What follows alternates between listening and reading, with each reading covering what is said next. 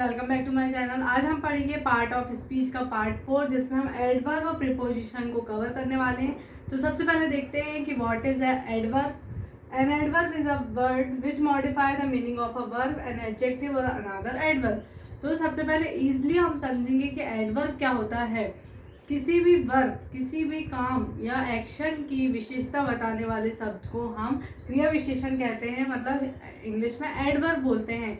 जिस तरीके से नाउन और प्रोनाउन की क्वालिटी को जो वर्ड्स डिफाइन करते हैं, मॉडिफाई करते हैं, उनको हम एडजेक्टिव बोलते हैं। उसी तरीके से जो भी वर्ड्स वर्ब को मॉडिफाई करते हैं, उसकी मीनिंग को डिफाइन करते हैं, वो कहलाते हैं एडवर्ब।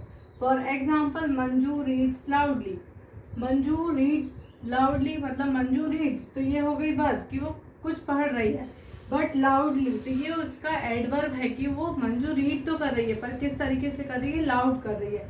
सेकेंड है ही वॉज टू केयरलेस। तो ही वॉज केयरलेस, नॉर्मल अगर हम लिखेंगे कि वो केयरलेस था या कोई भी इंसान केयरलेस था, तो ये हो गया उसका वर्ब। लेकिन टू केयरलेस, तो ये जो टू वर्ड है वो इस केयरलेस को मॉडिफाई कर रहा है, इसलिए ये जो टू है वो एडवर्ब है इस सेंटेंस का।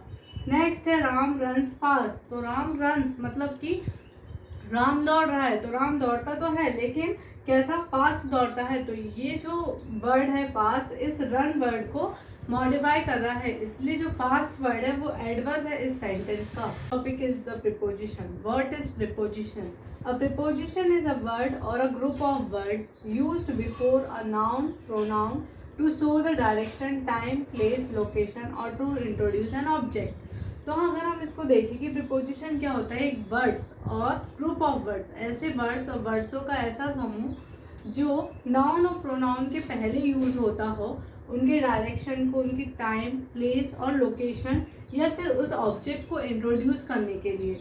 सबसे पहले एग्जांपल से समझते हैं। There is a cat in the kitchen.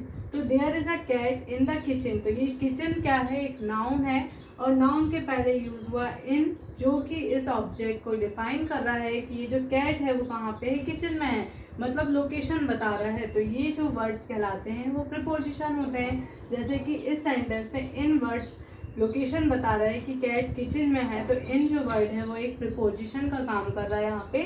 Second example में, a little dog sat under a tree. तो एक छोटा सा डॉग बैठा हुआ है ट्री के नीचे। तो ट्री के नीचे मतलब एक प्लेस बता रहा है कि हाँ वो ट्री के नीचे बैठा हुआ है। तो जो भी वर्ड्स प्लेस, लोकेशन या फिर डायरेक्शन को शो करते हैं या टाइम को शो करते हैं, वो प्रीपोजिशन कहलाते हैं।